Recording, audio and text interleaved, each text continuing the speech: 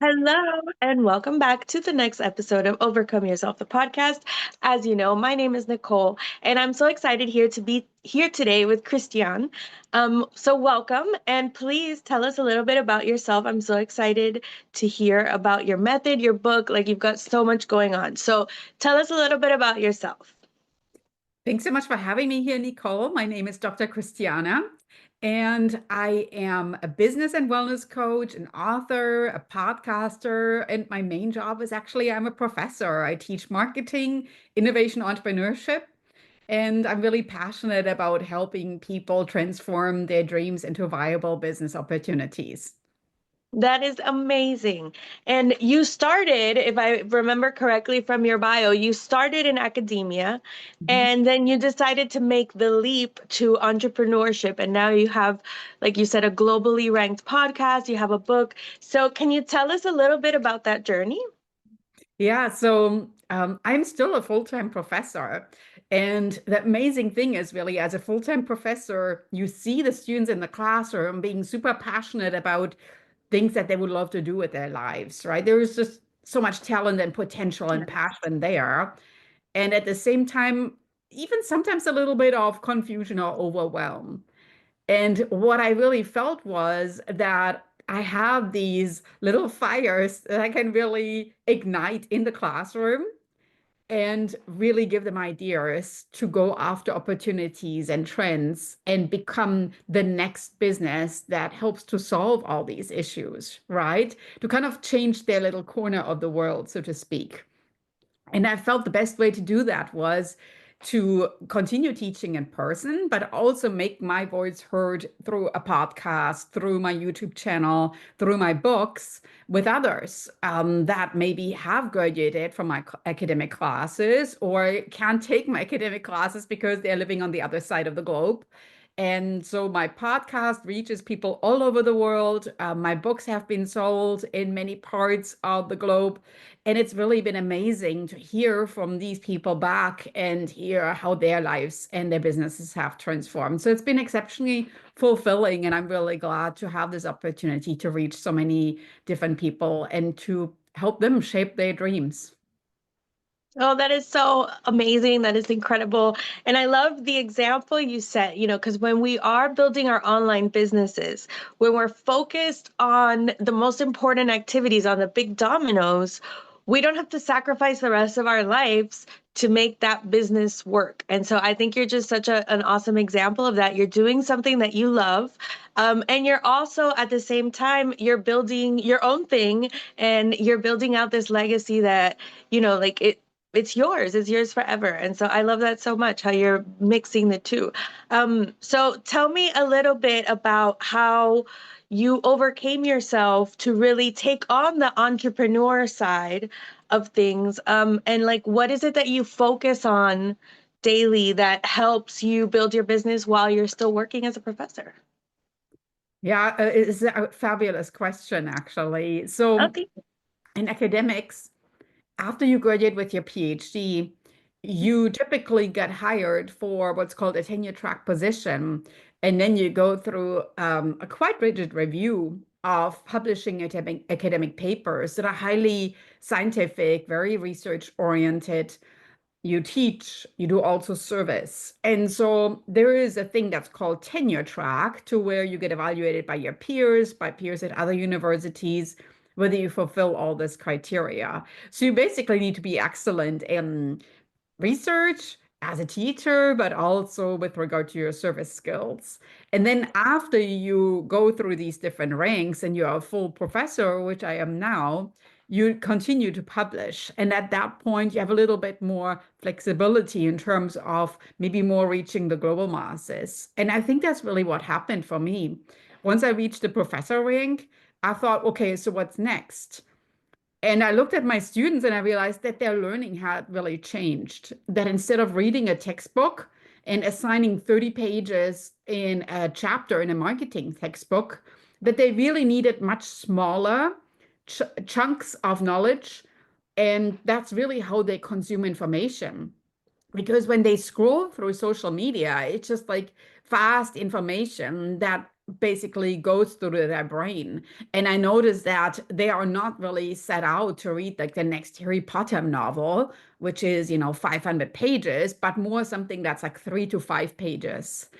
And at that point, I decided that the way that I had been teaching my classes was really old-fashioned and that I need to change it and really chunk it down. And I came up with the concept that is my trademarked petite practice, to where I use small, digestible moments of learning, one-page worksheets to really teach a concept, very hands-on, very applied, and also to the fact where the students feel they can do it, they can try it, and they're okay if they don't do it correct the first time. So it really teaches this moment of failure as a celebration instead of something that is like horrible. So they basically do the worksheet.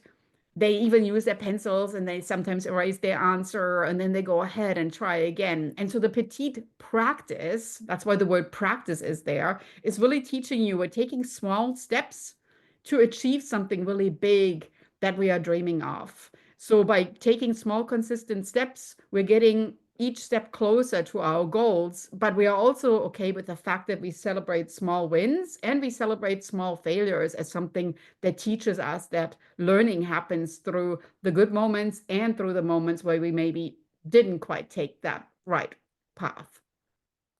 That is amazing. I love that. And that echoes what I talk about in my book, in establishing those small, tiny baby steps, and then just doing a small thing every day, right? Just being 1% better. You just have to be a little bit better than you were yesterday.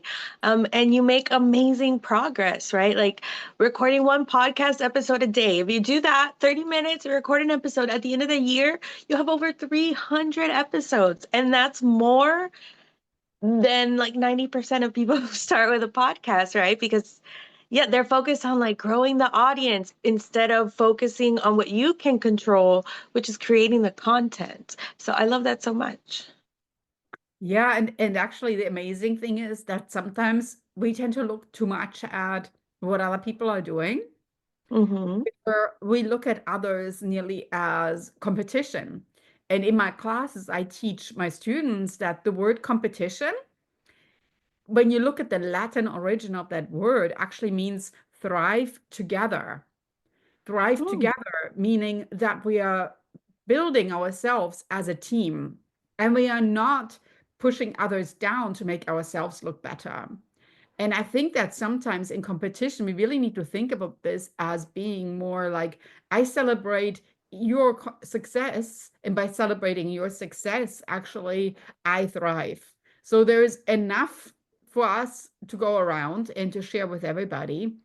But by really changing your perspective from, oh no, I need to be better than you, you're actually really changing the wiring in your brain in terms of like, if you are finding uniquely what you do and who you are, then you're really going to succeed. And it's not by making others look worse or anything like that. So I think that my students really learn that in the classroom. I'm really pushing that concept of unique value proposition.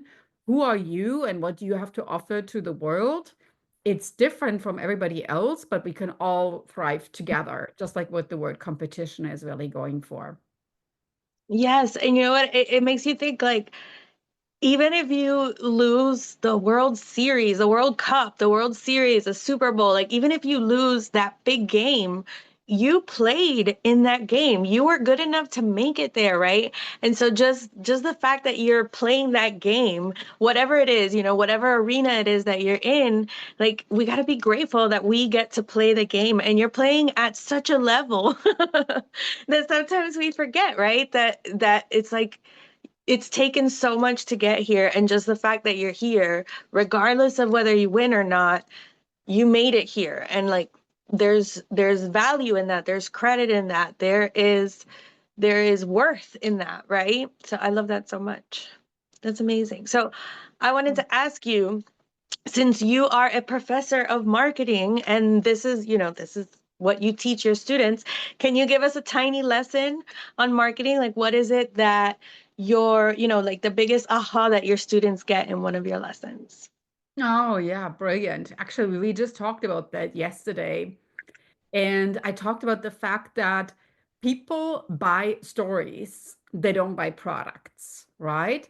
So the most successful brands and marketing are the ones that really share authentically who they are.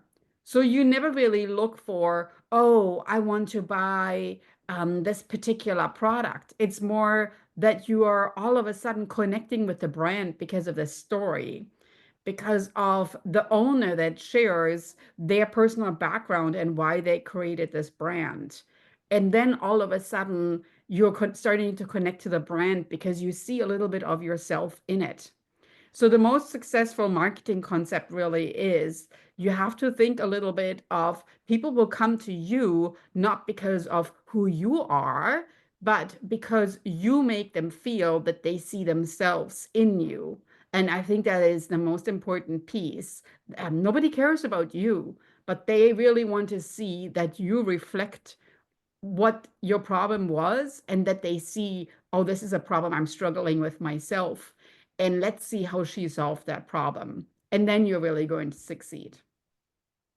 That is awesome.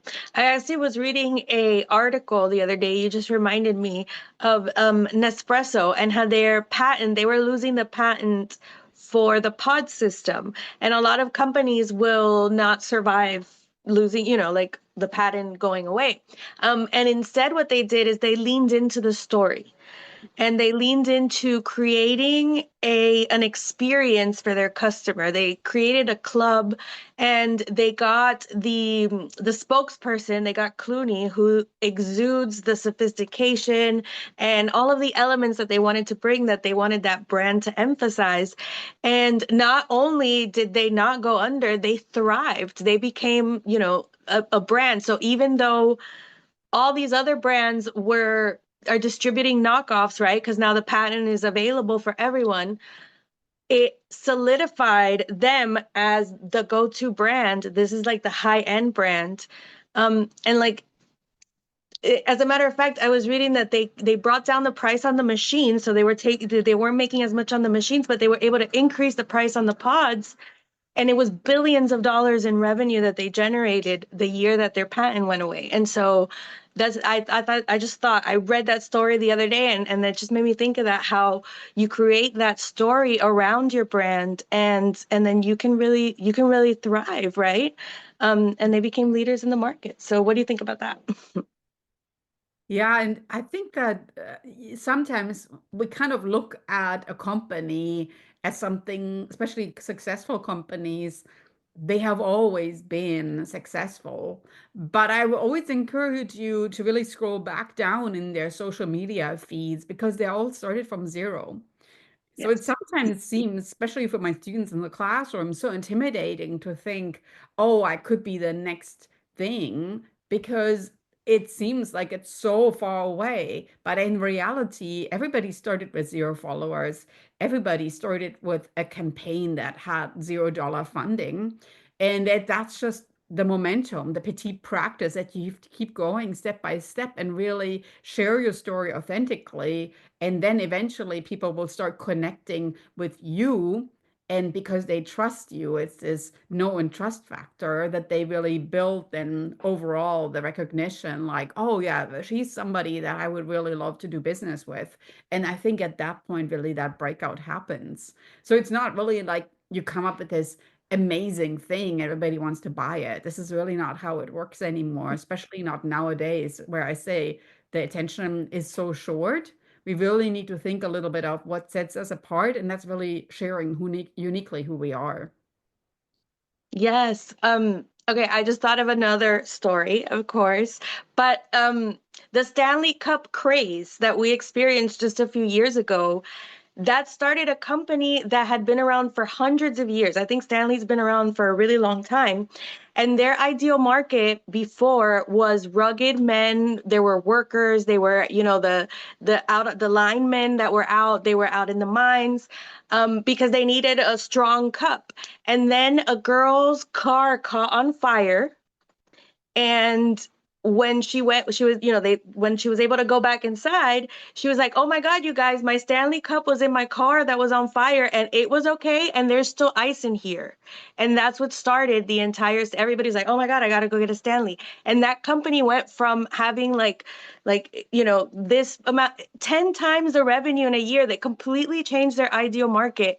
And they had a huge boom, and they've been around for hundreds of years, And so, yes, like a story can come out like this and it can change everything for your company. And they did a good job of leaning into that momentum, right? Um, and using those opportunities. Like if someone, mentions your product and they're like, it's amazing. I'm sure they sent her cups and they sent her all kinds of stuff. I think they bought her a new car and everything. Like a company bought her a car for sharing that story. And so, you never know what could come up from a good story, right? That is amazing. I love it. Yeah, and I think that's really a good marketer is really a good storyteller to kind of like think a little bit about connecting the brand with something that also creates emotion, especially nowadays when we use so much AI that Yes. people underestimate that we can frequently pick up, is this written by AI or is this written by a human? Because the AI is not able to immediately put the emotion into it.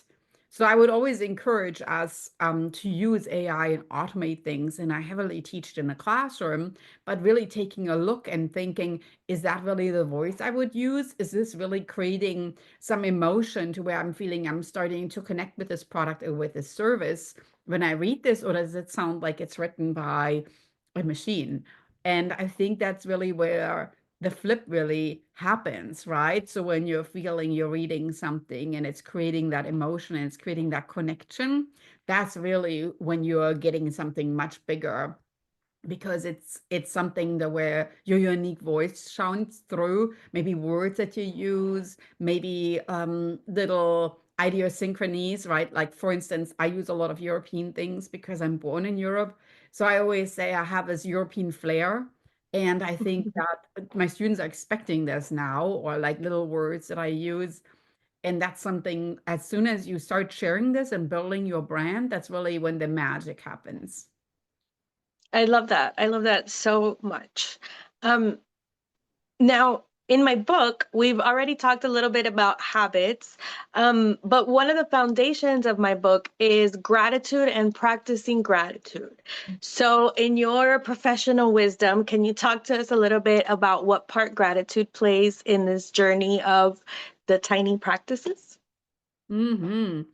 Yeah, so my I have actually three different books that I wrote. So I have a petite practice planner, which is really heavily leaning on using every day as a celebration.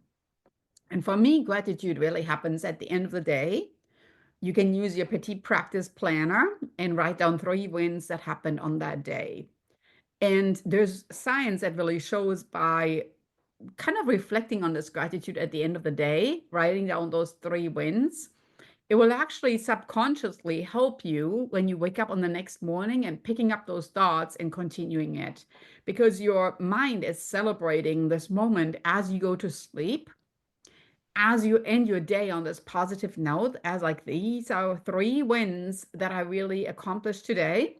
When you wake up in the morning, I would love for you to look back at these three wins that happened on the previous day and then kind of think about this, man, that was an amazing day yesterday. How can I continue on this path of celebration? So that's how I celebrate gratitude. I always think of like the day as like, the book ends. You start your day, you look at your three wins, you look at three things you want to get done in that day. At the end of the day, you celebrate the three wins that happened and you write those down. Because if you think about this, at the end of a year, right, in my planner, it's an annual planner, you have essentially a whole year times three wins. So that's an enormous amount of wins that you can celebrate on that basis. And they're all small things, but at the same time, it's really a moment to celebrate. That's over 1,000 wins. I know. That's a lot of wins. I love that so, so much. That is amazing. So talk to us, that I want to mention the last part of my book, is seeing the superpower in what you thought was your weakness. So, have you ever found in, like in what you're teaching and things, that what someone considers their weakness might actually be their superpower? What do you think about that? This is immense how much we have in common because one of my I books is love called it. Discover Your Superpower. I love I know, it's like, it. yeah, so one of my books is called Discover Your Superpower. And I the way didn't know that. Like, I read through your stuff, but I just want to mention for everyone listening, that was a coincidence. I wasn't aware, so I love it's that. actually really nice because this is the beauty of podcasting. Yes. When I initially asked my students in the classroom, what is your superpower? I have to say the very first thing that they said was like, oh, maybe I wish I could fly or do make myself invisible. And I was like, no, you already have superpowers. I'm not talking like superhero things. I'm talking about things that you do that are easy to you, but work for somebody else. And they're like, oh. And then they really had to think. And they said, this is a hard question. And I said, well, good. I would like that you actually reflect on that. Because the more you bring out that particular skill, the more you tap into something, as I say, that's easy for you, but work for others, that you're passionate about. And you can share that with the world. Because if you don't make that superpower stand out, you really in a certain way, you're kind of like this diamond in the rough that never really gets to its full potential. And that's really how I teach it. So in my classroom, I always tell my students when you introduce yourself, you say your name, but I would really love that you start thinking a little bit about like nearly like a mini elevator pitch. When you introduce yourself, you don't just say, I am XYZ and I'm a student, because guess what?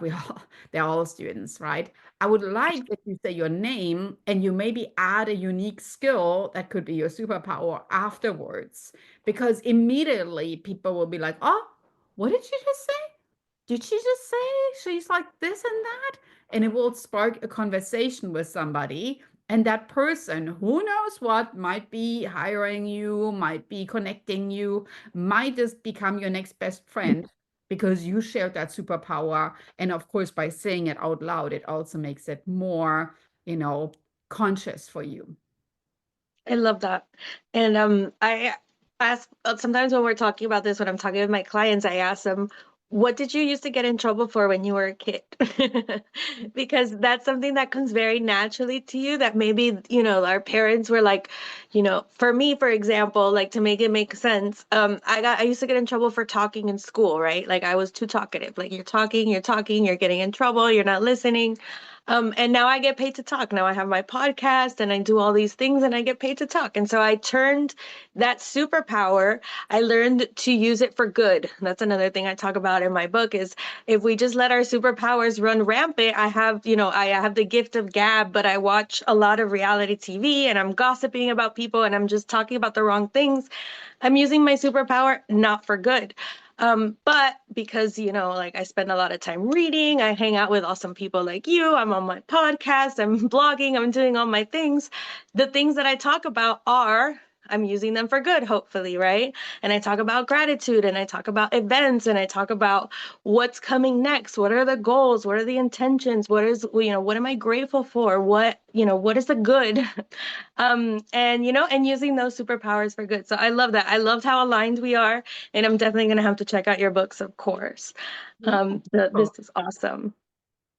yeah, this is again, like to me, it might be nearly like a superpower in itself that we kind of aligned this way. Um, and I think, like sometimes when you connect with people, not even knowing where you are in the world, but just discovering things through collaborating, through communicating, you're building that connection really. And of course, this is something that is another superpower that I never disregard the power of connecting with people and building that network.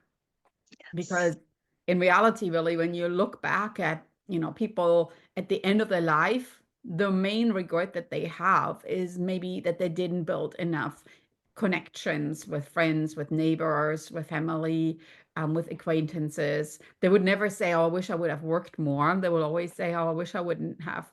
I wish I would have connected more." So, to all of you that are listening to this right now, how amazing it was when we connected through the books. But I would also encourage you, of course, to go out and connect with some others and share your superpower with them. Yeah, and you know what? That's beautiful. Like the fact that you have your book, you have your website, you have your podcast. Like those are all different ways of connecting. I know that a lot of my mentors, a lot of coaches and things that I couldn't just jump into their programs, but I was able to hang out with them in their books. I was able to listen to their podcast. I was able to learn from them and spend time with them. And that's what we do when we're creating content like this. So that's amazing. Um, all right. Now, I do know that you had mentioned a gift for the audience. So can you tell us a little bit about that? Yeah, so I'm going to share with you a little gift, and it's actually just a little teaser, so to speak, of my petite practice plan that I'm going to share with you. So you can start planning a little bit. You can start jotting some of those ideas down that maybe we sparked during the podcast episode. And I would love for you to try this out. And then if you become curious from the little appetizer teaser, you can get my whole petite practice planner or look into my other books. And I would, of course, love to answer any questions you might have. Awesome. And that link will be available down in the show notes, in the comments, depending on where you're watching this. And then before we sign off, final tip, like what's your one final tip for the audience after today's episode? Yeah, start small and share that with everybody. Make them your accountability buddies. Just say, you know what, from today on, I'm just going to go 10 minutes for a walk. From today on, I'm going to read 10 minutes in a book. From today on, I'm going to maybe spend 10 minutes stretching. Anything that you want to do, 10, 15 minutes. Don't say I'm going to do every day an hour because that's a long time. Just start small, petite practice, and just keep building. And if one day you don't do it, that's okay. Pick it up on the next day, right? We are human, we are not machines. And the amazing thing is that if you share that with somebody else, you might actually create a little bit of momentum there. Love that. That is amazing. Thank you so much. And then before we sign off, of course, let us know how can we stay in touch with you? Check out my website, hellohappynest.com. I would love for you to tune into my podcast that's called Happy Healthy Hustle. And of course, check out my books on Amazon. They are available there. My Master Your Goals book, my Petite Practice Planner, and the Discover Your Superpower book. And I'm actually going to do a big launch at the end of March. 3/23 marks the 2-year anniversary of my Top 1% podcast. And I'm going to have a lot of big specials coming up during that time with my books. And I can't wait to celebrate that 2-year anniversary with you. It sounds amazing. Yay. Thank you so much. This has been incredible. And thank you guys for joining us. We will see you next time on the next episode of Overcome Yourself, the podcast. Bye. Thank you.